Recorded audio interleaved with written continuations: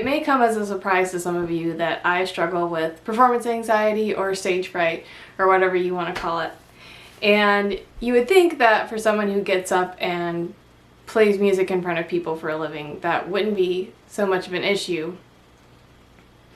But it's a common problem that a lot of people face. And so I wanted to talk a little bit about that and about how I have dealt with it over the years. My first memory of really getting stage fright was when I was about 5 years old and I was supposed to be in the Christmas pageant at church, and I was supposed to play a member of the heavenly host. And instead of being a member of the heavenly host, I found myself in the bathroom 10 minutes before showtime blowing unholy chunks in the sink. So now that we got that image out of the way.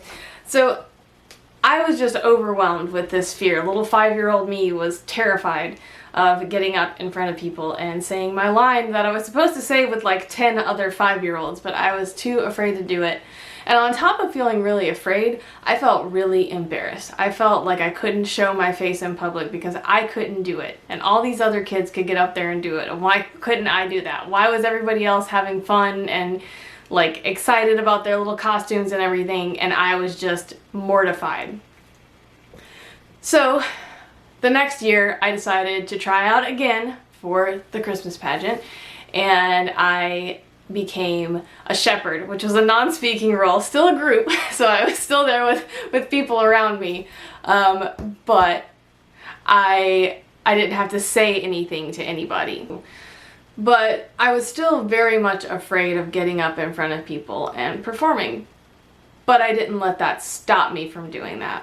So over the years, I still struggled with this. I will still feel jittery and get dry mouth and all that stuff before I get up to play a show or do whatever. I've found that the more you practice, the more sure of yourself you feel. So practice isn't just to like get good at the thing that you're doing, but it really helps you have this sense of confidence in some form or fashion, and that sense of confidence helps tone down the nerves a little bit. So for example, I get nervous when I make these videos, and if you've watched them before, you've probably noticed me doing some of those nervous behaviors.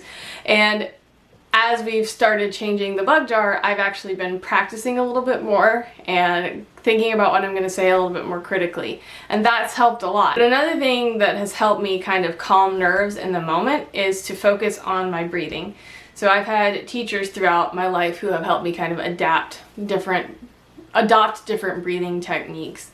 And one of the ones that I like to do is the one where you breathe in for 4 counts and then you hold it and then you breathe out for as long as you can, which I think comes from yoga originally, but it really does help like lower your heart rate and kind of bring you back into a sense of focus, because when you're nervous and the anxiety is building, your brain's going all over the place. Long term, I think one of the most important things to have if you're somebody who struggles with performance anxiety or stage fright is to have mentors. Have people in your life who are encouraging you, and not just encouraging you and inflating your ego, but giving you important critical feedback about what you're doing. And that doesn't necessarily have to be in a formal setting. I did get a lot of mentorship in college and after college and through a more traditional setting of mentorship. But you can find mentors in songwriter groups, in open mic nights, in any kind of meet up for, even if you're not a musician. Say there's a business meetup for people who are crafters. Going to places like that can help you find mentorship, which is important no matter what your business is, no matter how many people you're getting up in front of, whether you're selling something one-on-one or whether you are presenting something to an audience. So find those communities, find those groups, make those connections, and you'll begin to get that sense of mentorship that can be really, really helpful in helping you identify your strengths. So for me, like many people, I struggle with my self-esteem. We all do. And for the longest time, I didn't think that anything I did was good, because I came into the music world behind where many people start. Because a lot of people's like, oh, I've been singing and writing songs since I was 4 years old. And that wasn't me. I felt like I was a late bloomer, but having good teachers helped me identify my strengths. Good mentors helped me identify my strengths and start to realize that I didn't suck at everything like I thought I did. And they started to help me appreciate my skills for what they are and not hate myself for what I couldn't do. So never underestimate the importance of mentorship and community in helping you overcome those difficulties that you might have as a performer. The most important thing that I have done to deal with my stage fright is I've not stopped. I could have, 5-year-old me could have been like, we're done. This is it. This is the end of the line for us. No more performance for us ever again. But I didn't do that. I kept at it, and failure after failure after failure, mistake after mistake after mistake, I would leave open mic nights crying because I felt I had done so poorly. I built up a tolerance and a resilience for some of that embarrassment. And so now I recover a lot more quickly if I do bomb. I'm less likely to bomb because I've learned how to manage myself a little bit.